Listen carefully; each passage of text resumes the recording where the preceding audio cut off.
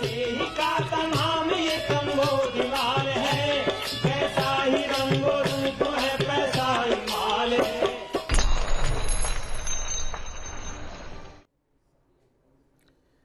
नमस्कार, मैं हूं शुभम शंकधर, हाजिर हूं आपका फेवरेट शो मनी सेंट्रल लेकर। आज बजट पेश हुआ है, इसलिए आज मनी सेंट्रल पूरा का पूरा बजट सेंट्रल है। मेरे साथ जुड़े हैं मनी 9 के एडिटर अंशुमान तिवारी जी। सर, स्वागत है आपका। जो बजट की हर छुपी उस चीज को खोलेंगे, बताएंगे जो शायद सुबह से अब तक आपकी नजर में नहीं आई होगी। हम प्रोग्राम शुरू करें उससे पहले आप जानिए कि आज के मनी सेंट्रल में क्या क्या खास है। तो सबसे पहले हम आपको बताएंगे कि इस बजट से आपकी कमाई, बचत और खपत पर क्या असर पड़ेगा। इसके बाद हम आपको बताएंगे सरकार कितना कर्ज लेने वाली है, LIC के IPO पर बजट क्या कहता है, सरकार खर्च कहां और कितना करेगी, और जाते जाते चर्चा होगी क्रिप्टो करेंसी पर। आज आपने वित्त मंत्री का 1.5 घंटे का भाषण करीब सुना, लेकिन क्या आप कोई 1.5 बात ऐसी बता सकते हैं जो आपकी कमाई पर, बचत पर या खपत पर असर डालेगी? अगर नहीं तो देखिए मनी 9 की स्पेशल रिपोर्ट। नोएडा की एक कंपनी में काम करने वाले दिनेश 70,000 रुपए महीना वेतन उठाते हैं।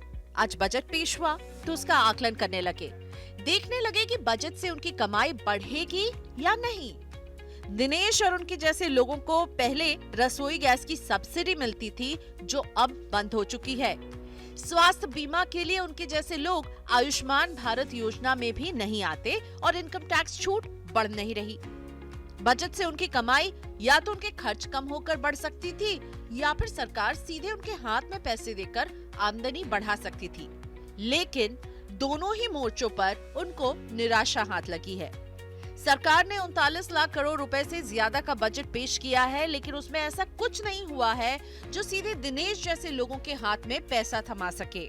ना इनकम टैक्स छूट बढ़ी, ना स्वास्थ्य बीमा को लेकर कुछ मिला, और ना ही डायरेक्ट बेनिफिट ट्रांसफर के जरिए कुछ पैसा बचने की उम्मीद। सिर्फ दिनेश ही नहीं, बल्कि निम्न कमाई वर्ग के हाथ में भी ऐसा कुछ बहुत बड़ा नहीं आया है जो सीधे उनकी कमाई को बढ़ा सके। कोरोना काल में शहर छोड़कर गांव लौटे सुधीर मनरेगा से आस लगाए बैठे थे, लेकिन उसका बजट नहीं बढ़ा है। इस बात की भी आशंका है कि जो फ्री राशन मिल रहा था वो भी मार्च के बाद बंद हो जाए, क्योंकि फूड सिक्योरिटी एक्ट के तहत फसल खरीद की राशि भी घटाई गई है। यूरिया पर सब्सिडी का बजट जरूर बढ़ा है, लेकिन इससे लाभ मिलने की उम्मीद नहीं है, क्योंकि बढ़ा हुआ बजट यूरिया की बढ़ी हुई लागत में खप जाएगा।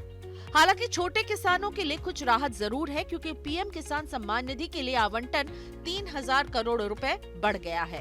अगर बचत की बात करें तो दिनेश जैसे लोगों के लिए बचत के मोर्चे पर भी सीधे फायदा होता नहीं दिख रहा। इनकम टैक्स में तो छूट नहीं मिली है, लेकिन आगरा के सरकारी अस्पताल में क्लर्क की नौकरी कर रही उनकी पत्नी को कुछ फायदा जरूर हुआ है, क्योंकि राज्य सरकार के कर्मचारियों को NPS के तहत वही लाभ मिलेगा जो केंद्र सरकार के कर्मचारियों को मिल रहा था। हालांकि सरकार ने बजट में कुछ ऐसे ऐलान जरूर किए हैं जिनसे अर्थव्यवस्था को कुछ सपोर्ट मिल सकता है। सरकार ने पूंजीगत खर्च 35% बढ़ा दिया है। सड़क निर्माण कार्य और राष्ट्रीय राजमार्ग प्राधिकरण को लगभग 2 लाख करोड़ मिले हैं। प्रधानमंत्री आवास योजना के लिए 48,000 करोड़ रुपए और ग्रामीण सड़क योजना के लिए 19,000 करोड़ रुपए घोषित हुए हैं। ये तमाम योजनाएं ऐसी हैं जो इकोनॉमी को सपोर्ट करती हैं, और इकोनॉमी सुधरी तो दिनेश तथा सुधीर जैसे तमाम लोग भविष्य को अच्छा बनाने की उम्मीद रख सकते हैं। सर, यानी सीधी बात यह है कि सीधे सीधे अगर आप देखें तो कमाई पर, खपत पर और बचत पर अगले 3 महीने में कुछ नहीं बदल रहा। मिडिल क्लास से आज कुछ ज्यादा ही नाराज लग रही थी वित्त मंत्री सर। कुछ पहले तो ताली वाली भी बजी थी एक बार, आज तो वो भी कुछ नहीं हुआ।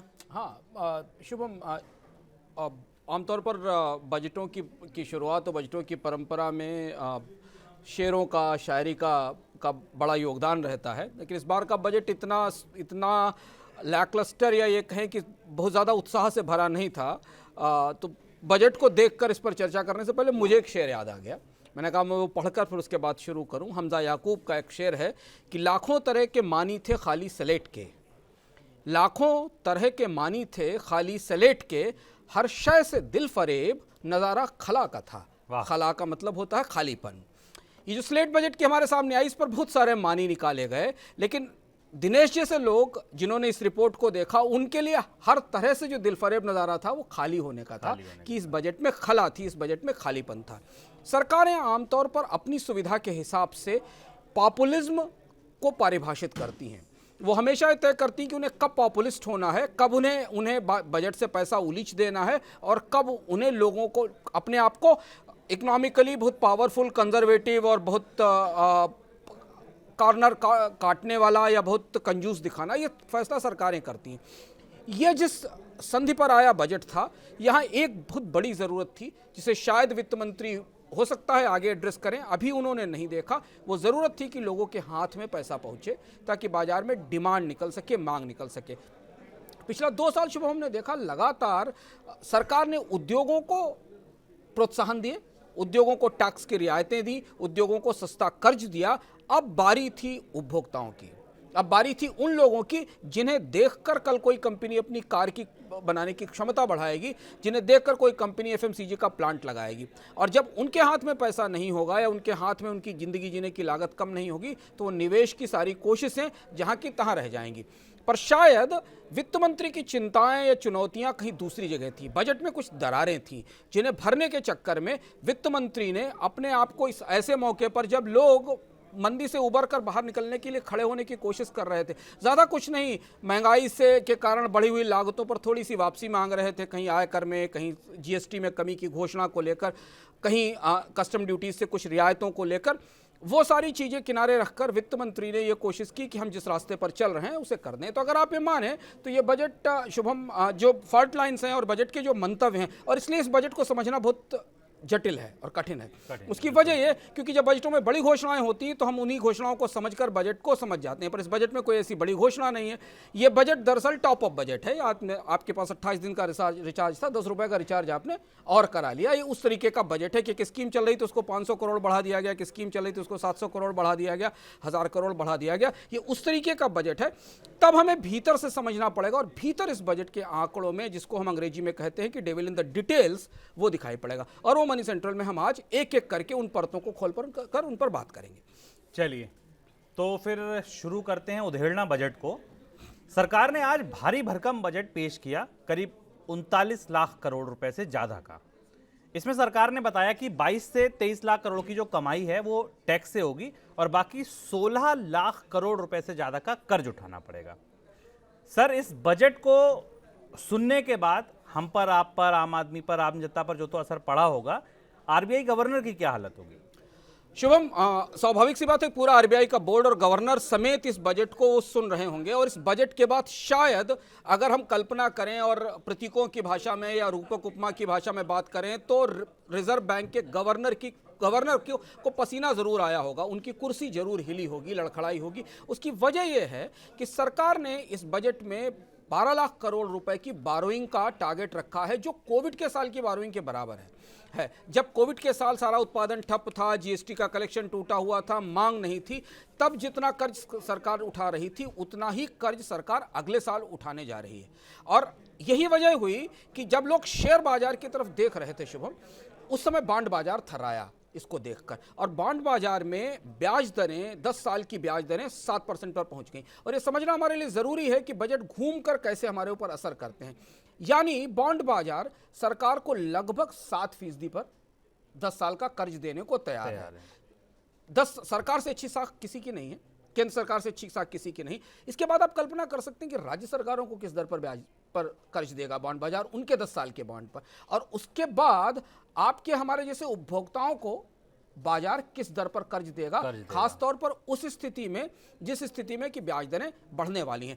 तो दरअसल ऐसा लगा कि इस बजट को पेश करके रिजर्व बैंक की निगाहें जिन 2 चीज़ों पर थी कि सरकार अपने कर्ज का लक्ष्य कम करेगी और फिस्कल डेफिसिट को कंट्रोल करेगी, वो दोनों चीज़ें सरकार ने खुली छोड़ दी। और एक किस्म से एक बहुत कठिन पहेली, एक बहुत कठिन चुनौती रिजर्व बैंक की तरफ फेंक दी कि ओवर टू आरबीआई गवर्नर, अब आप डिसाइड करो कि हमको कहाँ से कर्ज मिलेगा और किस तरह से आने वाली चीज़ें मैनेज की जाएंगी। एक सर सवाल मेरा ये था कि आपने कहा कि जब कोविड का लॉकडाउन था तो जीएसटी टूटा, तमाम तरीके की दिक्कतें थी, सरकार को सहारा देना था, तब 12 लाख करोड़ का कर्ज सरकार ने लिया, पूरी दुनिया ने लिया तो हमने भी लिया। मुझे समझ ये नहीं आता कि अभी एक दिन पहले इकोनॉमिक सर्वे ये कह रहा है कि ज्यादातर सेक्टर्स प्री पेंडेमिक लेवल पर पहुंच गए हैं, रिकवरी तेज है। वित्त मंत्री ने आज घोषणा की कि जीएसटी रिकॉर्ड है, ताली बजी। जब सब कुछ अच्छा है, हम प्री पेंडेमिक लेवल पर पहुंच गए हैं, फिर इतने कर्जे की जरूरत क्यों है? उसकी दो बड़ी वजह हैं। एक तो पिछले साल का पूरा जो कैलकुलेशन था, सरकारें आमतौर पर अपने घाटे को और खर्च को अंडर एस्टिमेट करती हैं और ऊपर निकल जाता है। पिछले साल सरकार की कोशिश ये थी कि शायद राजकोषीय घाटा वो नीचे के स्तर पर रोक लेगी, वैसा नहीं हो पाया। अगर आप कैपिटल एक्सपेंडिचर का नंबर, जिस पर हम आगे बात करेंगे, जिसको लेकर कल अखबारों में बड़ी चर्चा होगी कि सरकार ने कैपिटल एक्सपेंडिचर में बढ़ोतरी की है, वो दरअसल 2 लाख करोड़ रुपए एक्स्ट्रा है, जो ओवर एंड एबव जो पिछले साल का बजट एस्टिमेट था उससे अलग था। पर ये जो अतिरिक्त 12 लाख करोड़ रुपए का कर्ज है, ये दो संभावनाओं के कारण मुझे दिखाई देता है। एक तो सरकार को विनिवेश आगे बढ़ने की संभावना कम दिखाई दे रही है, जिस पर हम आगे चर्चा करेंगे, कि डिसइन्वेस्टमेंट एक बड़ी फॉल्ट लाइन है, जो पिछले साल की सबसे बड़ी सुर्खी थी, वो इस साल की सबसे बड़ी मुसीबत है। यानी वो सबसे बड़ा पत्थर है जो सरकार के पैर में बंधा है और उसने इस बार के बजट को आगे बढ़ने से रोक लिया। दूसरी जो बड़ी चुनौती सरकार के सामने दिख रही है कि जो जीएसटी की बॉयंसी हमें इस साल दिखाई दी, जबकि बाजार में कोई मांग नहीं थी, सारे कोर सेक्टर के प्रोडक्शन गिरे हुए थे, वो बॉयंसी शायद महंगाई के कारण या जो जीडीपी के जो नॉमिनल जीडीपी है उसके कारण आई थी। क्या वही बॉयंसी अगले साल रहेगी? क्या अगले साल 1,30,000 करोड़ रुपए के आसपास का जीएसटी कलेक्शन बराबर बना रहेगा, जबकि अगले साल सरकार खुद मान रही है कि जीडीपी की विकास दर 7.5-8% के आसपास रहने वाली है? तो दूसरी वजह यह है कि शायद सरकार को उतनी रेवेन्यू बॉयंसी की अगले साल उम्मीद नहीं है जो इस साल थी। पर इससे ज़्यादा और बड़ी चुनौती की बात इसी कर्ज के आंकड़े के भीतर छिपी हुई है। हमने मनी सेंट्रल में एक पैकेज किया था जिसमें बताया था कि सरकार के ऊपर ब्याज का बोझ कितना है। बिल्कुल, अगर आप इस बजट को देखें और सरकार पर ब्याज का बोझ देखें तो वो करीब करीब 9,40,000 करोड़ 9,40,000 करोड़ रुपए के आसपास का ब्याज का बोझ है। और ये ब्याज सरकार को उस दर पर देना है जो सबसे सस्ती दर थी भारत के इतिहास में ब्याज की, क्योंकि हमने लगातार 3 साल तक 4 साल तक आरबीआई की तरफ से रेपो रेट में कमी देखी थी। और शुभम, चूंकि सरकार सबसे ज्यादा कर्ज लेती है तो सबसे ज्यादा इस रियायत का फायदा सरकार को ही हुआ था। अब अगले 3 महीने 4 महीने में ब्याज दरें बढ़ना शुरू हो जाएंगी। ब्याज दरें बढ़ना शुरू होने के बाद सरकार की जो इंटरेस्ट पेमेंट या इंटरेस्ट लायबिलिटीज हैं वो अगले सालों में और ज़्यादा बढ़ेंगी। ये उसका असर भी हमें बजट पर दिखाई देता है। और तीसरी और अंतिम बात, जहां सरकार ने रिजर्व बैंक के लिए एक बड़ी चुनौती खड़ी कर दी है। जब भी सरकार ज्यादा बारो करती है, जब भी सरकार का राजकोषीय घाटा ज्यादा होता है, जब भी सरकारें ज्यादा कर्ज लेती हैं, तो रिजर्व बैंक को बाजार में ज्यादा मनी सप्लाई बढ़ानी पड़ती है, क्योंकि रिजर्व बैंक एक तरीके से सरकार का मर्चेंट बैंकर है, वो सरकार के लिए कर्ज जुटाता है। तो रिजर्व बैंक उतनी मनी बाजार में छोड़ता है जिस मनी को छोड़ने के कारण बाजार में महंगाई बढ़ती। अब रिजर्व बैंक की चुनौती देखिए, आरबीआई गवर्नर क्यों पसीने में होंगे? उन्हें सरकार के संकट दौर वाले दौर के बराबर के कर्ज की व्यवस्था भी करनी है, ब्याज दरें भी इस स्तर पर रखनी है कि सरकार के लिए ब्याज का बोझ बहुत बड़ा ना हो जाए, और महंगाई पर नियंत्रित रखने के लिए बाजार में मनी सप्लाई भी कंट्रोल करनी है। यह अपने तरीके की पहली है जो शायद कोई सेंट्रल बैंक गवर्नर एक साथ इन चीज़ों को हैंडल नहीं कर पाएगा। तो इसलिए हमारी निगाह यह रहेगी कि इसके बाद भारत का केंद्रीय बैंक, जो देश की अर्थव्यवस्था का दूसरा सबसे बड़ा स्तंभ है, वो अपने बजट के बारे में अपनी रणनीति लेकर क्या बताता है। काफी अच्छा ग्राफिक्स बनाया है मनोज भाई ने। ये देखिए, आप टोटल कर्ज सरकार आपकी जो है वो 16,60,000 करोड़ का लेगी, जिसमें 11.5 लाख करोड़ का कर्ज बाजार से उधार के रूप में, 4.25 लाख करोड़ आपकी छोटी और हमारी जो छोटी बचत योजनाएं हैं वहां से, और बचा हुआ 20,000 करोड़ राज्य भविष्य निधियों से, विदेशी कर्ज से और अन्य कर्ज से होगा। चलिए, अंशुमान जी ने अपनी बात में बात कही डिसइन्वेस्टमेंट की, तो हम शुरू करते हैं आगे। अब आप एक पहले पैकेज देखिए। जब आज हम दिन में बजट को डिकोड कर रहे थे, तब हमें बजट के नंबरों में कुछ ऐसा दिखा जो ये बताता है कि शायद एलआईसी के आईपीओ की गाड़ी अटक रही है। नमस्कार, मैं शुभम शंकधर और बजट डिकोडिंग का दूसरा वीडियो। बजट में वित्त मंत्री निर्मला सीतारमण ने यह कहा कि एलआईसी का आईपीओ 31 मार्च तक आ सकता है। ठीक है भाई, मान लिया आ सकता है, लेकिन बजट के नंबर के अंदर आप झांकें, बजट के आंकड़ों के अंदर अगर आप झांकें, तो वो कोई दूसरी ही बात कहते हैं। कैसे कहते हैं? सरकार का यह अनुमान था कि विनिवेश से सरकार पिछले साल, यानी कि जो मौजूदा वित्त वर्ष चल रहा है, उससे करीब 1,75,000 करोड़ रुपए कमाएगी विनिवेश से। लिखते चलते, जिससे कि आप भी ना भूलो और मैं भी ना भूलूं।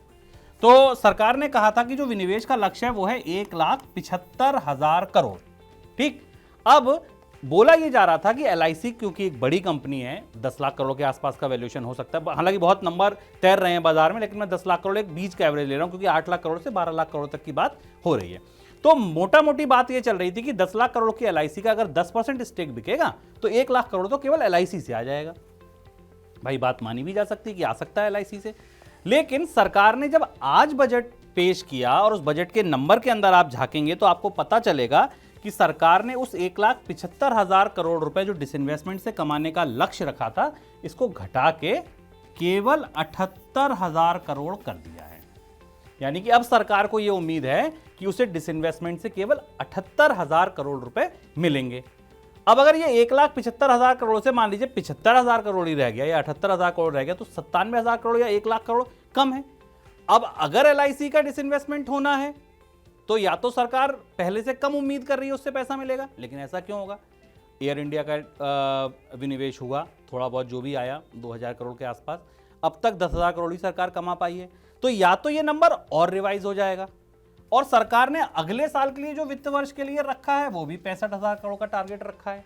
तो ऐसा भी नहीं है कि सरकार को ये लग रहा है कि इस बार नहीं होगा, चलो हम अगली बार कर देंगे, और वहां 1,65,000 करोड़ का टारगेट होता, वहां भी नहीं है। तो LIC का IPO अब आएगा या नहीं आएगा, इसमें आप दोनों धड़ों में खड़े हो सकते हैं। अगर आप पाले खींच लें तो दोनों तरफ खड़े हो सकते हैं। पहला तरीका यह है कि बात यह भी है कि LIC 5-5% करके एक बार IPO लाएगी और फिर 5% का FPO लाएगी। तो यह हो सकता है कि सरकार 5% हिस्सा 31 मार्च तक ले आए और उसके बाद जो 5% हिस्सा है वो अगले साल ले आए। ये एक स्थिति बनती दिखती है, क्योंकि नंबर्स अगर आप देखें, अगर सरकार ने ये 1,75,000 करोड़ का 1,75,000 करोड़ ही रखा होता या 1,60,000 करोड़ 50,000 करोड़ रखा होता तो हम इस बात से पूरी तरह मुतमईन हो सकते थे कि सरकार LIC का IPO इसी वित्त वर्ष में लाएगी और पूरी कोशिश करेगी। हालांकि अभी तक ऐसा कहीं डिनाइल नहीं आया, वित्त मंत्री ने भी ये कहा कि हम 31 मार्च तक ले आएंगे, लेकिन नंबर जो बता रहे हैं वो मैंने आपको बता दिया। नंबर ये कह रहे हैं कि सरकार ने अपने विनिवेश लक्ष्य को करीब 97,000 करोड़ रुपए से कम कर दिया है। तो अब फिंगर क्रॉस्ड, या तो LIC का IPO पूरा 10% नहीं आ पाएगा, और अगर पूरा 10% नहीं आएगा तो क्या सरकार उसकी वैल्यूएशन कम कर रही है? इसका जवाब सरकार ही दे। फिलहाल आप ये मान के चलिए कि अगर आप LIC के IPO का इंतजार कर रहे हैं तो शायद आपके हाथ मायूसी इस वित्त वर्ष में लग सकती है। नमस्कार। सर ये तो मरते को 4 लातें और हो गई। एक तो इतना कर्ज वैसे ही लेना, और अब तो ये LIC का IPO भी अटकता दिख रहा है। ये शुभम, ये संभावना हमें वित्त मंत्री के भाषण के दौरान ही लग गई थी, क्योंकि वित्त मंत्री ने सिर्फ इतना कहकर छोड़ दिया कि 31 मार्च तक LIC की लिस्टिंग कराने की कोशिश की जाएगी। कम से कम वित्त मंत्री एक रोड मैप तो बता सकते थे। और नंबर्स बजट के हमेशा आमतौर पर, जो हमने शुरुआत में कहा ना कि डेविल जो है वो डिटेल्स में होता है, बजट के आंकड़ों में ही वो दैत्य राक्षस छिपा होता है जिसे खोलना जरूरी होता। ये बताते हैं कि सरकार इस साल LIC के विनिवेश की स्थिति में नहीं है। और इस साल ही नहीं, मुझे ज़्यादा आश्चर्य इस बात का हुआ कि इस साल तो प्रैक्टिकली नहीं लग रहा है, क्योंकि आप सेबी के पास अभी प्रॉस्पेक्टस लेकर नहीं गए, आप कितनी भी फास्ट ट्रैकिंग कर लें लेकिन उतनी तेजी से नहीं ला सकते। अगले साल भी सरकार 65,000 करोड़ का ही लक्ष्य रख रही है। तो इसका मतलब क्या अगले साल भी LIC का विनिवेश नहीं हो पाएगा? क्योंकि किसी भी स्थिति में 65,000 करोड़ रुपए से ज्यादा तो LIC की इक्विटी होगी ही, भले वो 5% हो, भले ही वो 5 से 10% के बीच हो। अब इसमें यहाँ एक राजनीति का अंश दिखता है। अक्सर हमारी चर्चाओं पर राजनीति हावी होती है, मैं बजट के भीतर यहाँ एक छोटी सी राजनीति दिखती। क्या सरकार निजीकरण से अपने पैर पीछे खींच रही है? जो दबाव बनता दिखा है हमें पिछले 1-2 साल में, पिछले साल ये सबसे बड़ी हेडलाइन थी कि सरकार ने मेगा प्राइवेटाइजेशन लॉन्च किया है, एसेट मोनेटाइजेशन किया जाएगा। इस साल अगर आप विनिवेश देखें तो नीलाचल का एक विनिवेश, छोटा सा विनिवेश है। एयर इंडिया के डिसइन्वेस्टमेंट को आप डिसइन्वेस्टमेंट नहीं मानेंगे, क्योंकि उसके बदले तो सरकार ने 50-51 हज़ार करोड़ रुपए अपनी तरफ से एयर इंडिया को बेचने के लिए की लायक स्थिति में लाने के लिए, यानी उसके कर्ज का कीचड़ साफ करने के लिए अपनी तरफ से खर्च कर दिए। तो अब अगर अगले साल भी LIC का IPO नहीं आता है, कोई बड़ा डिसइन्वेस्टमेंट नहीं होता है, तो फिर हमें वो नंबर ज़्यादा जस्टिफाइड लगता है कर्ज का और घाटे का, जिस पर हमने अभी थोड़ी देर पहले चर्चा की है।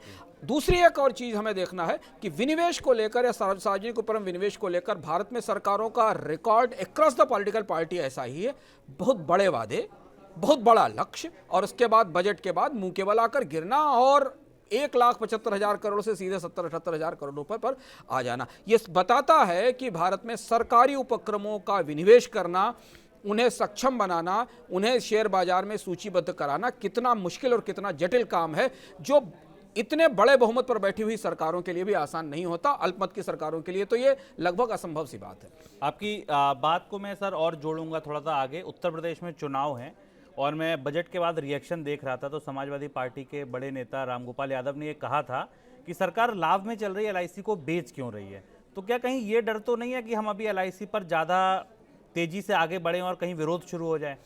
मुझे पता नहीं है कि ये उसे बेचना माना जाएगा कि नहीं माना जाएगा, लेकिन एलआईसी को शेयर बाजार में सूचीबद्ध कराना एलआईसी के पॉलिसी होल्डर्स के लिए, सरकार के लिए एक जरूरी कदम था। एलआईसी इससे पहले भारत की सबसे बड़ी इन्वेस्टर है स्टॉक मार्केट में, पर उसके बारे में हम कुछ नहीं जानते क्योंकि एलआईसी में पारदर्शिता की समस्या है। तो केवल 10% इक्विटी को मार्केट में लिस्ट कराना ठीक उसी तरह से जैसे बहुत सारी पीएसयूज मार्केट में लिस्ट हैं, चाहे वो ओएनजीसी लिस्टेड हो या ऑयल कंपनीज लिस्टेड हो या एनटीपीसी लिस्टेड हो। तो ये बेचना तो नहीं हुआ, इसमें एलआईसी में और आम लोगों को हिस्सेदारी देना हुआ। तो इसलिए एलआईसी के आईपीओ को लेकर कोई आर्थिक सवाल उतने बड़े नहीं हैं। ज़्यादा बड़ा सवाल यह है कि सरकार जो इसका परसेप्शन बन रहा है एलआईसी को बेचने को लेकर कि सरकार एलआईसी का निजीकरण करने जा रही, उसे शायद वो काउंटर नहीं कर पाई, उसे बता नहीं पाई और ये नहीं समझा पाई कि एलआईसी का विनिवेश करने की ज़रूरत क्या है। और चूंकि जब भी सरकारें अपनी हिस्सेदारी बेचती हैं तो वो बजट में डिसइन्वेस्टमेंट माना जाता है। डिसइन्वेस्टमेंट का आम फहम मतलब निजीकरण होता है, जो सामान्य रूप से उसे निजीकरण मान लिया जाता है। और इसलिए वो जो पॉलिटिकल नैरेटिव बनता है वो नैरेटिव कहीं फंसा देता है। और वो नैरेटिव अगेन फिर हमें बजट के आंकड़ों से दिखता है कि बजट के आंकड़ों पर ये जो विनिवेश का नैरेटिव, जो पिछले साल की सबसे बड़ी सुर्खी थी, मैं फिर से कहूँगा, पिछले साल के बजट को ये कहा गया था कि ये थैचर के बजट जैसा है और दुनिया के रिफॉर्म्स बजट के जैसा है। उसका नैरेटिव कहीं ना कहीं शायद ऐसा नहीं दिखाई दिया है, क्योंकि बजट के आंकड़े इस बात की ताकीद नहीं करते कि सरकार बहुत हाई स्पीड में डिसइन्वेस्टमेंट या एसेट मोनेटाइजेशन करने जा रही है। और अगर एसेट मोनेटाइजेशन नहीं हो रहा है, डिसइन्वेस्टमेंट नहीं हो रहा है, तो जो कर्जवादी बाल्टी है उसमें थोड़ा पैसा और डालना पड़ेगा। अब आप थोड़ा दिल थाम कर बैठिए, क्योंकि अब जिस आंकड़े की बात हो रही है, थोड़ा बहुत अगर कुछ पॉजिटिव है इस बजट में तो वो इसी आंकड़े में छुपा है। 39 लाख करोड़ रुपए के बजट में सरकार ने पूंजीगत व्यय के लिए करीब 7.5 लाख करोड़ रुपए निकाले। सर आप ही बताइए, पूंजीगत व्यय, पहली बात तो इतने बड़े बजट में ये आंकड़ा कितना महत्वपूर्ण है, और दूसरी बात यह कि यही आंकड़ा क्या वाकई ऐसा है जिसका सरोकार आम जनता से होता है? परोक्ष रूप से शुभम, अगर हम बड़ा नैरेटिव देखें कैपिटल एक्सपेंडिचर के आसपास जो बनता है तो वो यही होता है कि ये जो 34.5 लाख करोड़ या 39 लाख करोड़ के बजट में सरकार जो 7-7.5 लाख करोड़ रुपए कैपिटल एक्सपेंडिचर के तौर पर खर्च करती है, यानी कि वो खर्च जिससे सीधे सड़कें, पुल, पुलिया, स्कूल बनते हैं या बाकी निवेश होता है, और परोक्ष रूप से ये माना जाता है कि ये ट्रिकल डाउन होगा और ट्रिकल डाउन होकर ये सीमेंट स्टील की मांग बढ़ाएगा, लोगों को रोजगार देगा, और इसीलिए इसे बजट का सबसे हाई क्वालिटी खर्च माना जाता है। इसके अलावा जितना खर्च है वो वैसा खर्च है जैसे कि आपकी ईएमआई जो आपकी तनख्वाह आने से पहले कट जाती है। वो 20% का कमिटेड एक्सपेंडिचर है जिसमें कि सरकार को ब्याज चुकाना ही है, सब्सिडी पे करनी ही है, कर्मचारियों की तनख्वाह पेंशन पर पैसा खर्च करना ही है, प्रतिरक्षा के बजट में बढ़ोतरी में पैसा देना ही है।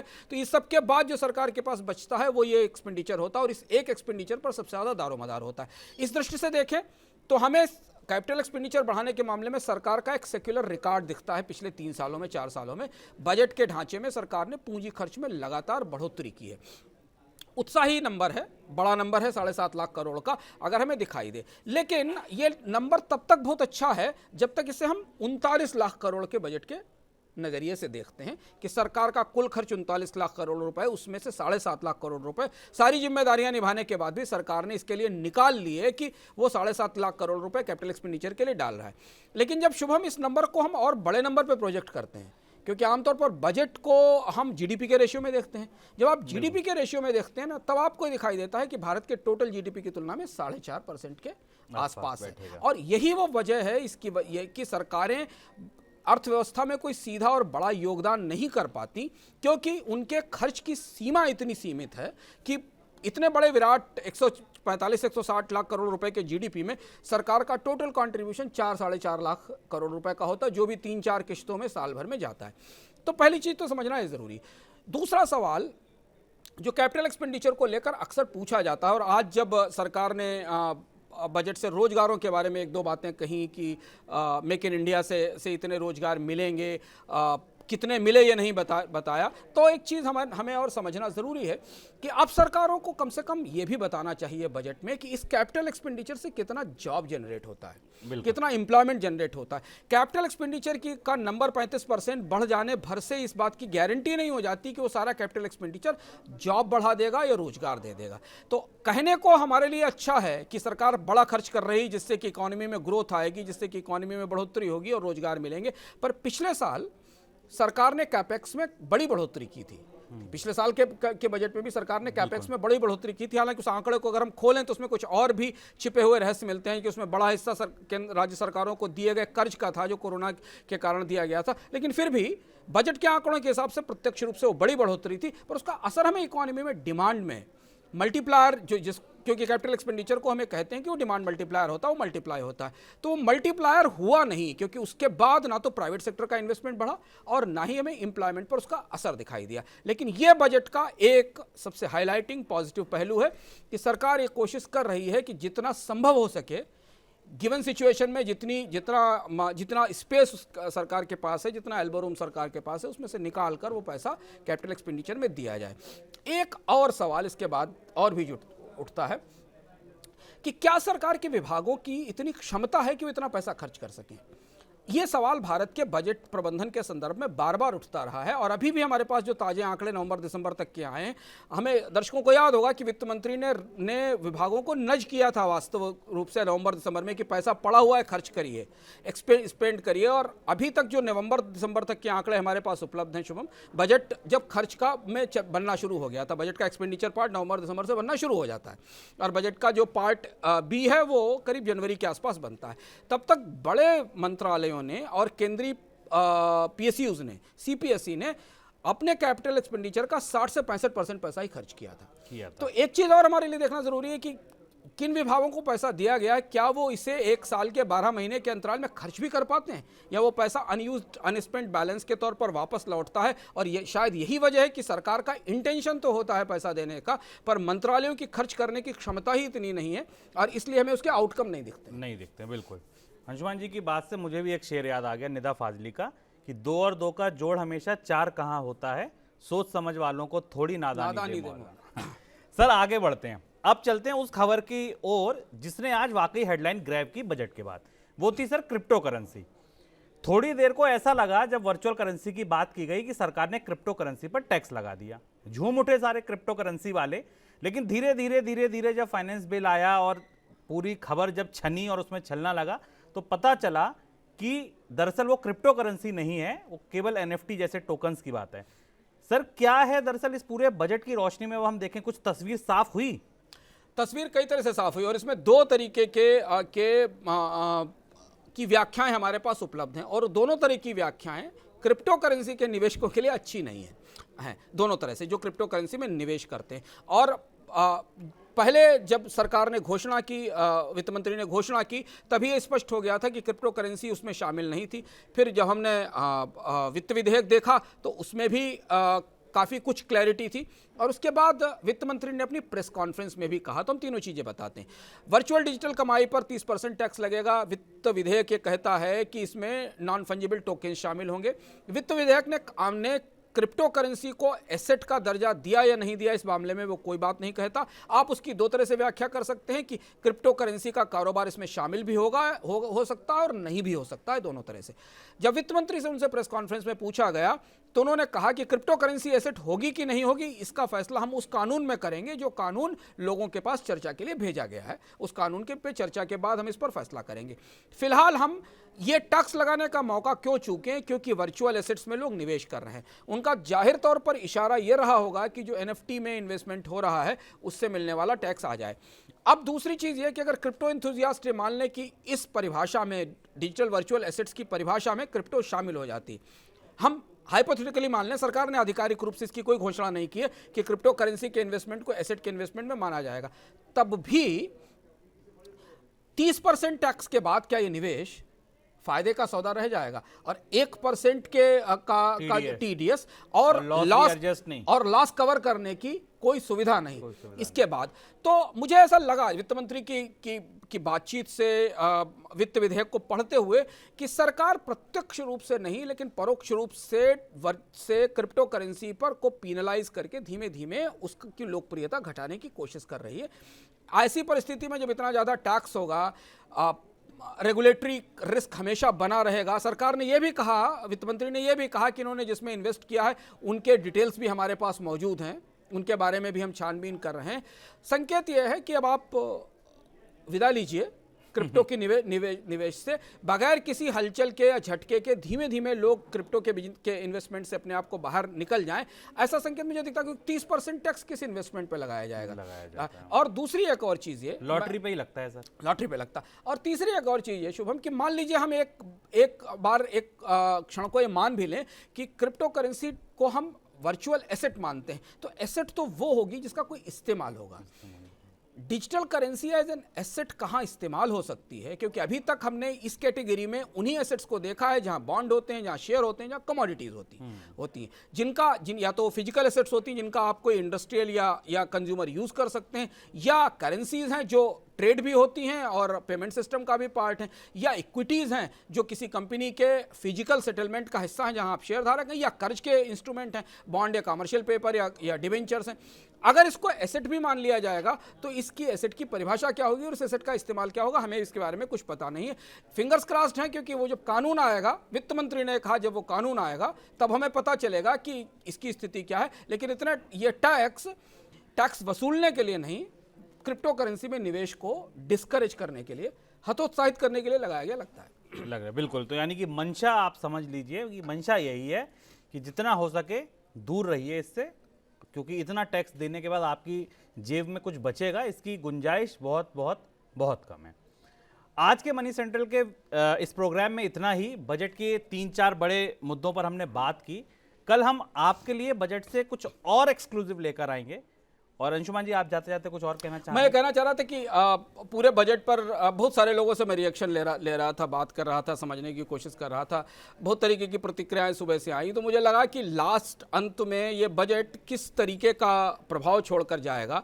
आमतौर पर उसे बताने के लिए 2 लाइनें या शेर से अच्छी कोई चीज़ नहीं होती और वहीं जाकर हम समझ सकते हैं कि जाने क्या जादू इलाही कब्ज़े कातिल में है, जाने क्या जादू इलाही कब्ज़े कातिल में है, तीर उसके हाथ में और जख्म मेरे दिल में है। वाह। तो ये बजट को कुछ इस तरह से लोग देखकर पचा रहे हैं और समझ रहे हैं। ये था आज का बजट सेंट्रल मनी सेंट्रल। चलिए, तो बजट से अगर आपको एक शिकायत रह गई होगी कि उसमें शेर नहीं थे, शायरी नहीं थी, तो अंशुमान जी ने आपकी वो शिकायत दूर कर दी। अभी मनी 9 ने शाम को एक वीडियो अपलोड किया है, उसको देखना आप मत भूलिएगा, क्योंकि उस वीडियो को देखकर आपको ये पता चलेगा कि ये जो भीम काय बजट है करीब 40 लाख करोड़ का, ये सरकार 40 लाख करोड़ जुटाती कहाँ से है, क्योंकि बजट तो तभी बनेगा ना जब पैसा आएगा तभी खर्च होगा। वो वीडियो आपको पूरे बजट को 10 मिनट में समझाने की पूरी कोशिश करता है। अंशुमान जी, शुक्रिया आपका कार्यक्रम में जुड़ने के लिए। कल फिर जुड़ूंगा अंशुमान जी के साथ मनी सेंट्रल में कुछ और एक्सक्लूसिव लेकर। नमस्कार। जानिए इस पूरे बजट के 5 सबसे बड़े आंकड़े, इस बजट की 5 सबसे बड़ी वो बातें जो निश्चित तौर पर आप पर प्रत्यक्ष या अप्रत्यक्ष रूप से असर डालेंगे। ऐसे ही का नाम ये कंबोज लाल